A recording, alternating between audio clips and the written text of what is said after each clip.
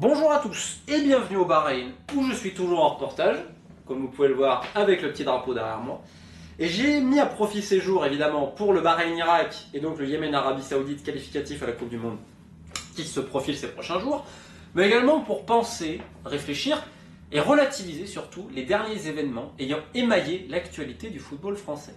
Je fais référence donc à cette subite montée inattendue de l'homophobie parmi les fans de football français. Ils ont été atteints d'une maladie, ça s'est propagé d'un coup, c'est un peu comme une diarrhée le lendemain d'un excellent restaurant iranien. On ne s'y attendait pas, on est resté au lit toute la journée, on n'a pas pu faire certaines interviews.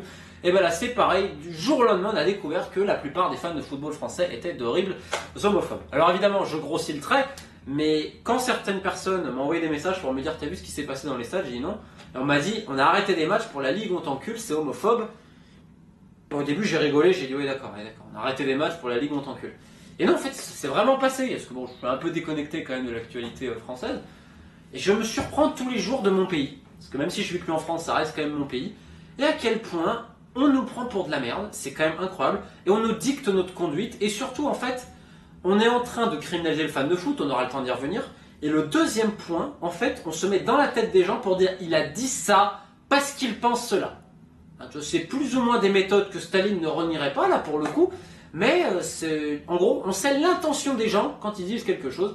Alors que je vais dire un exemple tout con, mais si je traite quelqu'un d'enculé, je fais pas forcément référence à des pratiques sexuelles ou que sais-je, mais souvent parce que le mec est un énorme lâche et traître, c'est tout. Il n'y a absolument aucun rapport avec une orientation sexuelle.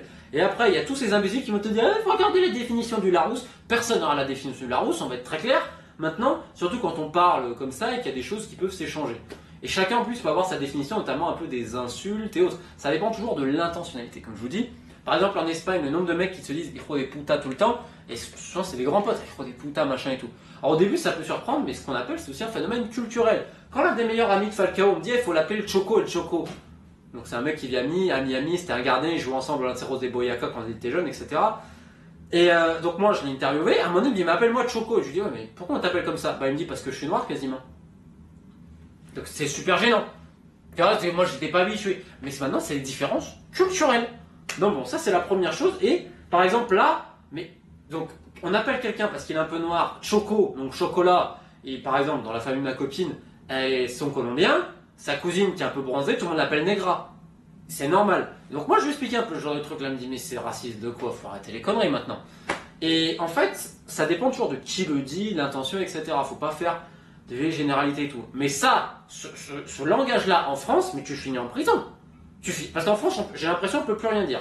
Déjà, quand tu t'autorises une liberton, je peux en témoigner, j'ai l'impression d'être considéré comme un farfadet. Mais alors là, pour la Ligue, on t'encule, on arrête des matchs.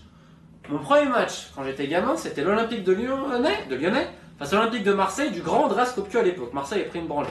Il y avait de jambouins et des bad guns, ça se sentait des Marseille, on t'encule et tout. Comme dans tous les stades, vous avez entendu un jour un Perraille on t'encule, Lyon t'encule, ou l'arbitre t'encule. Alors bon, la première chose que j'ai à dire quand même, c'est que on n'est pas très créatif dans les chants. Ça, le véritable problème, c'est pas l'homophobie en fait de la Ligue on t'encule, c'est la créativité. C'est que vraiment on n'est pas bon. Quand je vois les chants au UK ils sont imbattables.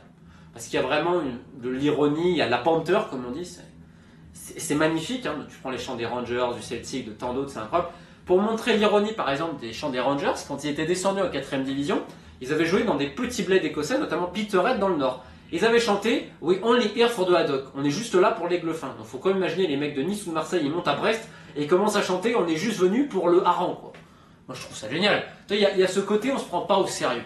Et ça, bon, on n'est pas très créatif en chant en France, faut être très honnête. Tu prends les fans du PSG, on dirait Cavani, il a sa chanson. Ouais, mais faire Edinson Cavani, ouais, enfin c'est pas créatif. Tu vois, c'est pas... Il n'y a pas de parole, il n'y a rien. Donc je trouve qu'on est quand même... On est vraiment à un très très très bas niveau sur la culture foot des chants en France, globalement. Alors tu as quand même quelques exceptions, Lens, Saint-Etienne, même évidemment, les cultures foot à Paris et d'autres. Mais globalement les chants, ça casse pas trois pattes à un connard. Donc là, pour des La Ligue on t'encule, je vais pas revenir sur le fait que ça ne veut rien dire, la Ligue on t'encule, littéralement, on va faire quoi? On va rentrer à la Ligue, on va prendre un bureau, on va créer une cavité, on va mettre notre phallus dedans pour l'enfiler. Soyons sérieux 2 minutes, ça n'a absolument rien d'homophobe, la Ligue on t'encule, la Ligue ça même pas une personne. Et surtout ce qui est délirant, c'est que maintenant, quand on critique sa sainteté, la Ligue, on arrête les matchs, mais à l'époque, pour les arbitres ou les gens... Là, ça passe pas. Alors évidemment, c'est à mettre en corrélation avec le contexte social en France et surtout la montée de certaines personnes importantes dans le gouvernement et certaines causes visiblement. Et je pense aussi le politiquement correct, le politiquement très correct même aujourd'hui. Et deuxième chose à mettre en balance, c'est la criminalisation qu'on fait des fans de foot. Mais avant, je vais revenir sur le premier point. Donc les réactions que ça a suscité la Ligue on t'encule, et il y en a beaucoup quand même qui se sont dit attends, les réactions sont disproportionnées, on arrête des matchs, on a convoqué des débats nationaux avec des gens du gouvernement qui condamnent. Genre, il n'y a que ça à faire en France. J'ai l'impression que c'était devenu l'affaire de l'homophobie dans les stades de foot, putain. Et puis alors t'as des gens qui font des définitions des pratiques sodomites, donc forcément une pratique sodomite renverrait une pratique homosexuelle, ce qui, d'ailleurs, en soi, ça fait quoi que deux personnes pratiquent la sodomie? Littéralement, c'est pas une insulte, enfin, c'est ce qu'on appelle une pratique sexuelle. Tant que tu touches pas à des enfants et tant que t'as pas de viol, les gens ils font ce qu'ils veulent, tu vois. S'ils ont envie de se sodomiser, ils sodomisent, ils font ce qu'ils veulent. Au bout d'un moment, on va arrêter de rentrer dans l'intimité des gens, etc. Ils ont le droit de penser ce qu'ils veulent, ils ont le droit de faire ce qu'ils veulent. Tant qu'ils touchent pas aux gosses et qu'il n'y a pas de viol, moi j'en ai fait un, tu vois, chacun, c'est ce qu'on appelle la vie privée. Non, bon. Et puis en plus, la sodomie n'est pas réservée uniquement à l'homosexualité. Pour un truc déjà très bête, quand c'est deux femmes, je suis pas persuadé qu'elles font ça directement, et beaucoup de couples hétérosexuels le pratiquent aussi. Donc déjà, c'est complètement débile de dire qu'on t'encule, c'est juste sur un terme physique, ça correspond à l'homophobie. Ça veut rien dire. Bon. Maintenant, la réaction, ça a été quoi? Ça a été, on a tapé. Tape avec le bâton. Et on montre du doigt. Ouh, les méchants fans de foot, etc. Alors évidemment, tu as quelques chiens de garde qui ont crié au loup, hein. Il y en a même un quand même sur Twitter qui m'a accusé d'avoir fait un apologie de viol parce que je lui ai dit, je lui ai répondu non oui bien sûr, et je lui ai dit mais évidemment que la Ligue a le mérite de se faire enfiler et sans vaseline, hein. Donc il m'a dit que j'ai fait une apologie de viol. Donc voilà, je suis coupable d'apologie de viol maintenant selon certaines têtes pensantes en France, alors c'est quand même assez effrayant. Et honnêtement quand tu fais ça, c'est soit vraiment pour bien te faire voir d'un boss ou je sais pas quoi, soit que vraiment tu as un cerveau malade quand même, hein.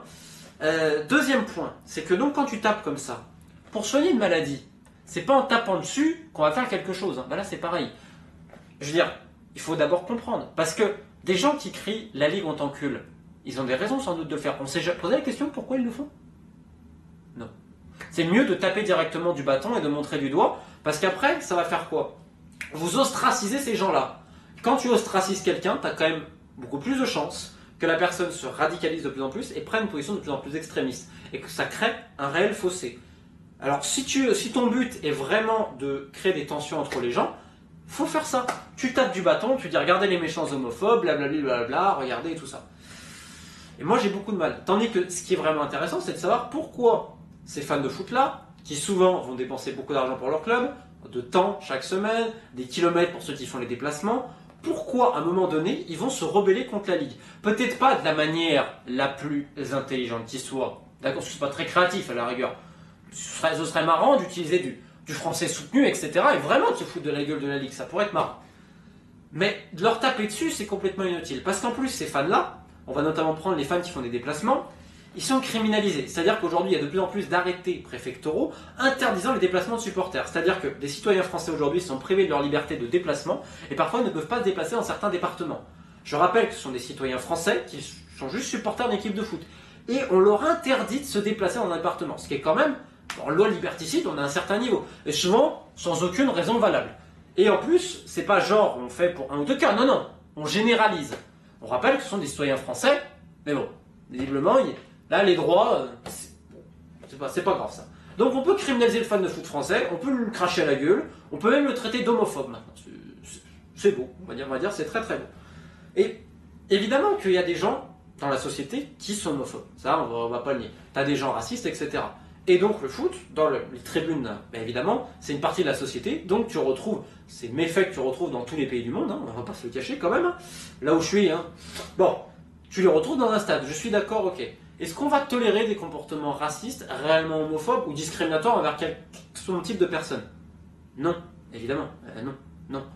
Maintenant, de dire des la Ligue on t'encule, mettre le bâton, etc. et créer l'homophobie, pourquoi on fait ça? Franchement. À part des divisés pour mieux régner et de passer pour des imbéciles finis, parce que honnêtement, on est en train de se donner en spectacle.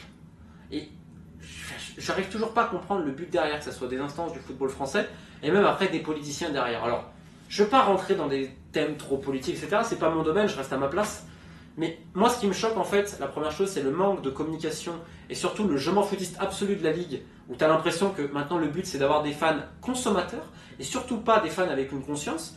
C'est pour ça qu'aussi le mouvement ultra, bon, mouvement ultra, tu as les dérives parfois, je suis d'accord, mais tous les mouvements sociaux réalisés par les ultras, tous les messages, parfois vraiment de paix diffusés, etc., tous les actes qu'ils font, vous avez des SDF, vous avez des gens malades, je pense notamment au collectif Ultra Paris et tant d'autres, tout ça, tous ces mouvements magnifiques, on va dire d'entraide, de communauté, cette idée-là, on n'y met jamais en avant. C'est aussi ça être fan de foot. Certains fans de foot, ils donnent de leur temps pas uniquement à leur club, mais ce qu'il y a autour de leur club. Et ça, on veut criminaliser ces gens-là. Je ne dis pas qu'il n'y a pas des excès, etc. Mais c'est pas en tapant dessus qu'on va guérir quelque chose. Honnêtement, quand vous êtes malade, qu'est-ce que vous faites? Est-ce que vous tapez sur votre machin? C'est comme quand on avait une PlayStation jeune, une PlayStation 2. Il y avait des mecs qui tapaient un peu dessus quand le CD, il y avait un problème et tout. Tu crois que ça va mieux marcher? Non. Il faut délimiter les causes du mal, de pourquoi des gens arrivent à dire la Ligue monte en culte, et pourquoi on arrive à avoir des arrêtés préfectoraux en France interdisant à des fans de se déplacer. Évidemment que les gens ne sont pas homophobes quand ils chantent la Ligue monte en culte. Il faut arrêter de savoir mieux ce que les gens ils pensent à l'intérieur de leur tête. On va dire de connaître l'intention des gens. Moi, si je pense que la Ligue mérite de se faire enfiler complètement, mais toutes les ligues quasiment. L'UEFA en première. Eux, ils mériteraient, bon, la FIFA, tout le monde mériterait pour moi de bien les se faire enfiler et sans vaseline. Pourquoi? Parce qu'ils ont, attendez, ils prennent notre sport en otage depuis longtemps et on devrait leur dire merci. Par exemple, juste comme ça, quand des fois sur certains contrats, il n'y avait pas certains agents mis, et que des mecs à la Ligue, ils ont mis des copains pour prendre quelques commissions. En niveau enfilage, là, c'est comment? Ça va. Bon, les lois liberticides, ça passe. Mais la Ligue monte en culte, ça passe pas. Maintenant, je ne vais pas définir une échelle de priorité, etc. Comme je vous dis, toutes les formes de discrimination, non, ça n'a pas sa place dans une société. Malheureusement, ça existe. C'est comme ça. Et parfois, au stade aussi, il y a des excès. Mais là, c'est n'importe quoi. Et à part essayer de radicaliser les gens-là et les rendre de plus en plus véhéments parce qu'on leur prive de leur liberté fondamentale, il va se passer quoi? Maintenant, évidemment, mon conseil, ce serait juste d'être original et un peu plus créatif dans les champs. Et si la Ligue peut faire une seule chose, c'est peut-être justement s'enquérir de l'état du football français, qui est quand même très préoccupant. Je rappelle quand même ce qui se passe à Sochaux, c'est quand même hautement plus préoccupant, quand même l'état de Sochaux, quand je vois ce qui se passe à Nantes, quand il y a des projets comme celui de Bordeaux aussi qui est accepté, quand même, tu peux te poser certaines questions. Quand tu vois autant de clubs qui meurent au niveau amateur, il y a plein de choses en fait dans le football français qui sont très importantes à corriger. La formation des entraîneurs et que sais-je encore. Et on va se consacrer à ça. Regardez, même moi je fais une vidéo sur ce sujet-là. Mais je fais une vidéo sur ce sujet-là parce que je pense que c'est important de comprendre ce mal-être que certains fans de foot ont aujourd'hui à suivre leur équipe, que ce soit les horaires des matchs. Il y a tout, à l'impression, qui est fait pour les faire chier. Tout est fait pour emmerder le supporter, j'ai l'impression aujourd'hui. Parce qu'on ne veut pas vraiment d'un supporter, et notamment de quelqu'un qui a peut-être une conscience et qui balance quelques messages, parfois à caractère politique aussi dans les stades, mais on a envie de consommateurs, de mecs qui ferment leur gueule et qui sont là, si possible en VIP, parce qu'il y a quand même plus d'argent, etc. Et c'est pas ça la vision du foot. C'est pas ça ma vision du foot. Et voilà, je vais faire un petit billet à ce sujet-là, parce que honnêtement, ça m'a choqué, et je me dis, pauvre France, c'est mon pays, mais je le reconnais pas. Ça fait quelques années que je suis parti, je vécu en Angleterre, en Écosse, maintenant en Espagne. À chaque fois que je rentre, je flippe. On n'a plus le droit de rien dire, moi je le sens. Je le sens vraiment. Et je vais même j'ai pas donné le nom de l'émission, mais j'ai fait quelques promotions des fois pour mes bouquins. Et je me rappelle, j'ai fait une émission, j'ai pas donné le nom de l'émission. T'as des mecs quand même, ils m'ont dit, parce que je vais balancer un petit peu, ils m'ont tous dit à la pause, ah mais on est tous avec toi, hein, mais on peut pas le dire. Et des fois on me dit, je sais pas, non c'est que moi je m'autorise une liberté de temps. Je m'autorise à parler, quitte à avoir des inimitiés, etc. Et j'en ai strictement rien à cirer, tu vois. Et au bout d'un moment, il faut arrêter de se prendre au sérieux aussi. On voit du foot. Du foot. Il n'y a pas. Voilà. On va relativiser un peu tout ce qui se passe. Je vais faire ce billet d'humeur là. Sur ce, je vous dis à très vite. Vous remarquez quand même mon bon compagnon de cette boîte de gâteaux iranienne, comme je vous le dis. Les mollahs ne m'ont pas payé, je vous rassure, pour parler des pistaches iraniennes. On parlera bientôt Iran, Irak, Yémen, Arabie Saoudite sur la chaîne. Il y a beaucoup d'interviews qu'on a tournées, notamment avec l'ancien capitaine irakien sous Saddam Hussein. C'est assez spectaculaire. Donc on verra ce qu'on va en faire. N'hésitez pas à liker la vidéo et vous abonner si vous avez aimé ce contenu. Et puis peace. Ne rentrez surtout pas dans leur jeu par contre, parce qu'ils attendent que ça pour encore plus taper. Donc soyons plus malins peut-être, parce que si eux réagissent avec le bâton sans réfléchir, je pense que la plupart des gens qui vont dans les stades de foot, ce serait important de développer leur conscience supporter, conscience politique, culture foot, et leur montrer que c'est pas parce qu'on aime le foot qu'on est un imbécile, qu'on est un beauf ou un homophobe, etc. Parce qu'on est très loin de là. Et comme je le dis, on combat pas le mal en tapant dessus, mais en cherchant les origines de ce mal.